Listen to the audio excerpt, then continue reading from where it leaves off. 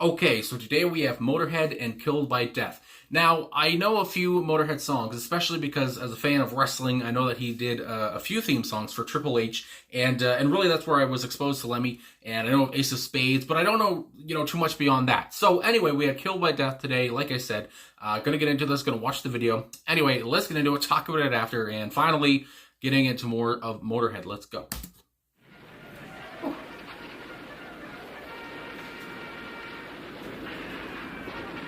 Okay, I'm going out now. Not like that, you're not. You look like a juvenile delinquent. Goodness.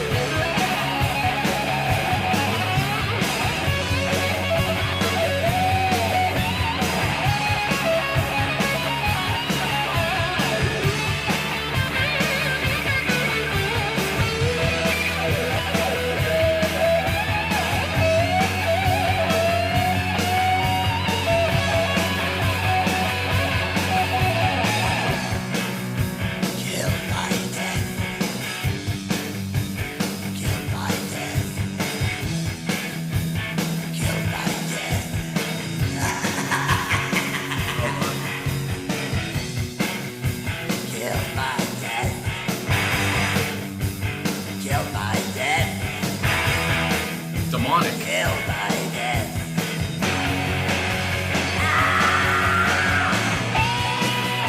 Killed by death.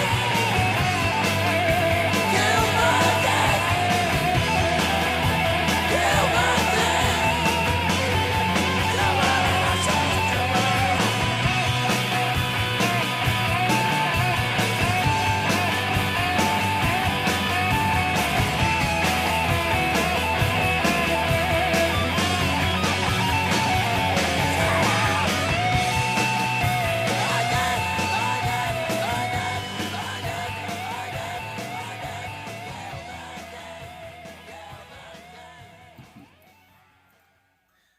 By death. My God. Okay, so Motörhead, Killed by Death. So like I said off the top, all I really have heard from this band, from Motörhead, is the 3 songs I want to say they did for WWE, pretty much all for Triple H, and Ace of Spades, which is probably their most known track.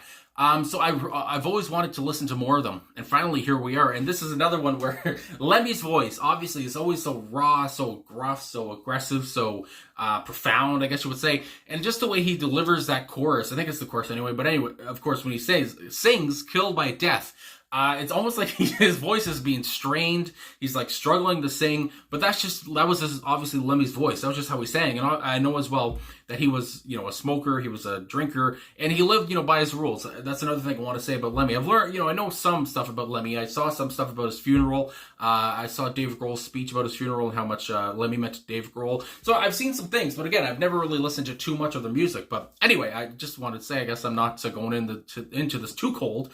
But yeah, and Lemmy was just, his own man. And I guess that's, if I want to say right now, that's kind of what the song is about. It seems to be anyway, kind of autobiographical, talking about how Lemmy's a hard guy to catch, I guess you would say. He's not easy until basically he'll be easy for death. He's not going to really fight against death, I guess, because what's the point at that point? Just let death take over. What's the point in fighting it? I mean, that's, I guess as bare bones as I can put it. But we'll come to lyrics, I guess, soon. But also, yeah, I just, what a voice, just so wild and just so iconic. And just, I don't think it's possible to replicate, Lemmy's voice. It's just the way he could I don't know even how to put it. Like I said, just the gruffness, the roughness of his whole voice. It was just so iconic, and you just know when Lemmy is singing. I mean, my God. But anyway, I talk so much about Lemmy, and that's really, I only know of Lemmy from the band, so I want to talk about the rest of the band here. But anyway, Lemmy was on lead vocals and bass here. Of course, he was the bassist of the band too. And that's one thing I also wanted to point out, now that I think about it. I know that this band was one of, if not the loudest band of all time, I guess. And you might think, my goodness, scared myself, that with that loudness, maybe the guitars or the bass or the drum work will get lost in it. You might not be able to hear everything. I don't know, something like that. But of course, there was the intricate guitar work here, just so easy to the ears, I guess. Just great little solos in there, great riffs, of course, catchy as all hell. The profound drumming, hard hitting. And when I talk about how this band was so loud, hard hitting obviously fits that. I don't expect anything less. But also, Phil Campbell, who goes by, I want to say Wizzo, was on guitars here, and Wurzel, I guess is how you would say it, is also on guitars, and Pete Gill is on drums. I love how Pete Gill is the only real name here of the of the four. Of course, Lemmy's real name was not Lemmy, I guess. And Wizzo and Wurzel, and yeah, Pete Gill, fit in right there. So yeah, but anyway, I love Pete Gill on the drums there. Of course, I was gonna say he started off the video, but obviously the video started off with, the two disgusted parents and the the teenage girl there, and Lemmy coming in through the bike, through the wall on the bike, and it's almost kind of cheesy. Almost kind of reminds me of like the movie Rocky Horror Picture Show. Maybe that's what he was going for. I don't know. But obviously when Meatloaf comes in on the motorcycle, I think about that. And he just picks up the girl, and there's the shots of her boobs. There's the shots of her, behind there as well. Just so kind of cheesy, but at the same time, hot and sexy, and just pure Motörhead. I just love it a lot. So anyway, I had to say that about the video too. So then we go on to the lyrics here, finally. So with the intro, of course, I guess, Lemmy, the first thing he said was show on. I didn't know what he said. I couldn't hear. I heard on, but I guess it was show on. And then we go on to the first verse. If you squeeze my lizard, my goodness, I'll put my snake on you. I feel like that's kind of, self-explanatory. I'm a romantic adventure, and I'm a reptile too. So like I said, it seems like this is kind of autobiographical. Lemmy's kind of talking about himself here.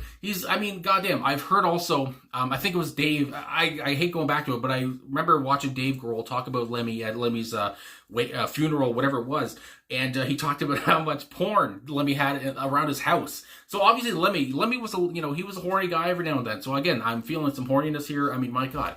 We go on to the chorus, but it don't make no difference, because I ain't gonna be easy.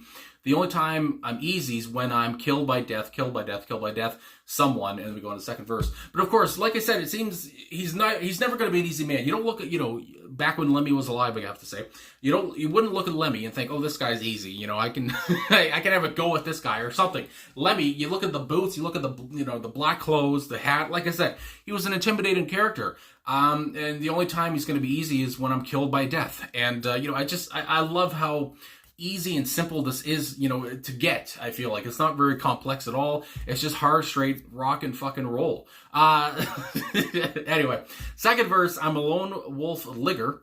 but I ain't no pretty boy. Again, very autobiographical. I guess you wouldn't call him a pretty boy. Imagine calling Lemmy a pretty boy. I don't know how he would have responded to that. I'm a backbone shiver, and I'm a bundle of joy. I feel like maybe the last part is true, but at the same time, maybe the first time you meet him, if you don't know him at all, maybe you're not thinking he's a bundle of joy. But I have heard as well that he was a very funny man. I mean, my goodness, don't judge a book by its cover. Lemmy was a very nice fellow. Going to the chorus one more time, but it don't make no difference because it ain't going to be easy. And we talked about until I'm killed by death. Because again, when death comes knocking, what's the point in trying to fight it? Because, death's just going to take me over anyway. Then we go on the bridge, of course. We have the first guitar solo, and then the second bridge, killed by death. And again, when he was saying this, almost, I wouldn't say in a whisper. I'm not thinking, like a Jarvis Cocker whisper or something. But he like comes down a little bit and he just kind of talks, like I said in the reaction, almost like a demonic voice, killed by death. And it's just like, oh, Jesus Christ. It's just, I mean, my God, it grabs your ears. You just kind of get captivated. Then we have the second guitar solo. Like I said, earlier there, the guitars were just so intricate, so important here too. I talk so much about Lemmy, but again, the guitar work was so good, the bass work and the drums were so good behind him as well. It's not like, Lemmy was the only guy here. Everyone gets their props.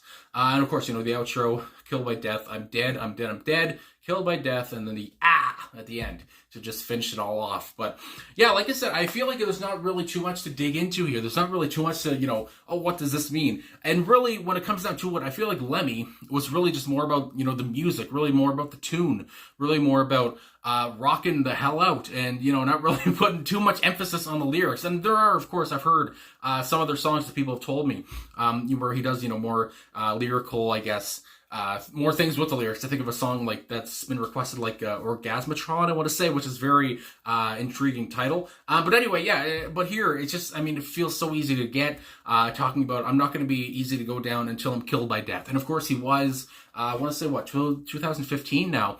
8 years ago, he passed away. So basically, just to wrap everything up, after talking about the lyrics and the song itself, it seems like Lemmy was obviously, like many other people are, very aware of death. And you got to be aware of death. Nobody can escape death.